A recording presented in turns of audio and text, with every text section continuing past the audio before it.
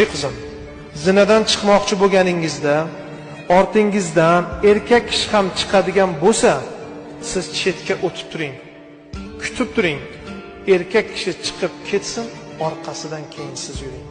Zinadan chiqayotgan qizlarga. Yoki liftga chiqmoqchi bo'lsangiz, u yerda begona erkak bo'lsa chiqmang. Kutib turing.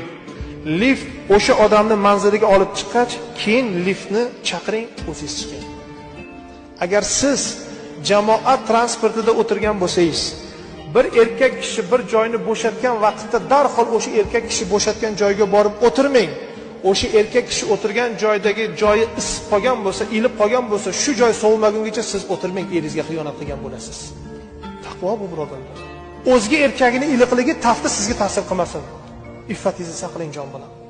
Amakingiz, ammangiz, tog'alaringiz, xolalaringiz o'g'illar